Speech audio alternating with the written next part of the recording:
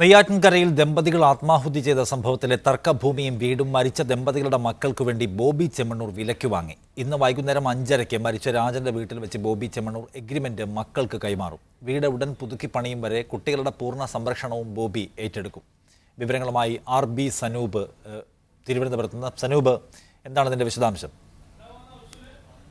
നിഷാദ്, ഇന്ന് രാവിലെയാണ് ഈ വസ്തുവിന്റെ നിലവിലെ ഉടമ എന്ന് പറയപ്പെടുന്ന പോങ്ങിൽ വസന്തയിൽ നിന്ന് ഈ വസ്തുവും ഭൂമിയും സ്ഥലവും വീടും ബോബി ചെമ്മണ്ണൂർ വിലയ്ക്ക് വാങ്ങിയത്. പക്ഷേ ഇപ്പോഴും ഒരു പ്രശ്നമുള്ളത്, ഇത് നിയമപ്രശ്നത്തിൽ കിടക്കുന്ന ഭൂമിയാണ്. അതുപോലെ ഇത്രയും വിവാദമായ ഭൂമിയാണ്. ഇതിന്റെ ഉടമസ്ഥാവകാശം സംബന്ധിച്ച കാര്യത്തിൽ ഇതുവരെയായിട്ടും വ്യക്തത വന്നിട്ടുമില്ല.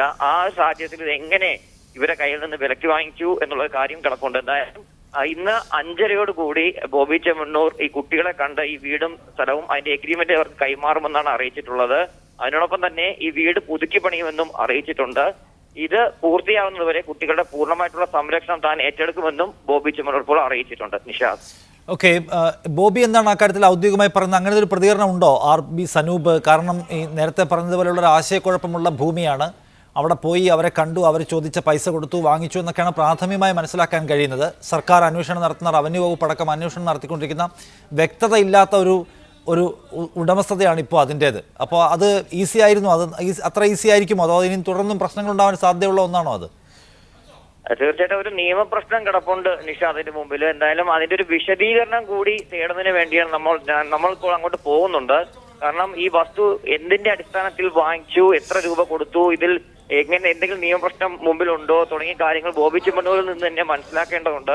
അതായത് അതിലൊരു വിശദീകരണം 5:30 കിട്ടും. കാരണം ഇത്രയും വലിയ തർക്കം നിലനിന്ന ഒരു ഭൂമിയാണ്.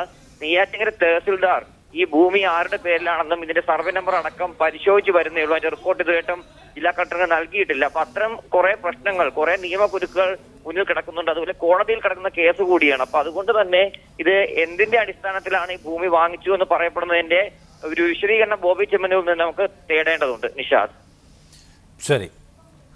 RB സനൂപാണ് വിവരങ്ങൾ നൽകിയത്. നെയ്യാറ്റിൻകരയിൽ ആത്മാഹുതി ചെയ്ത കുടുംബത്തിലെ 2 മക്കൾ, അവർക്ക് വേണ്ടി തർക്കഭൂമി ഇപ്പോൾ ബോബി ചെമ്മണ്ണൂർ എന്ന വ്യവസായി വാങ്ങിയിരിക്കുകയാണ്. അദ്ദേഹം ആ ഭൂമിയുടെ എഗ്രിമെൻറ്റുകൾ, ധാരണാപത്രങ്ങൾ ഇന്ന് വൈകുന്നേരം 5:30 കുട്ടികൾക്ക് കൈമാറുമെന്നാണ് അറിയിച്ചിട്ടുള്ളത്.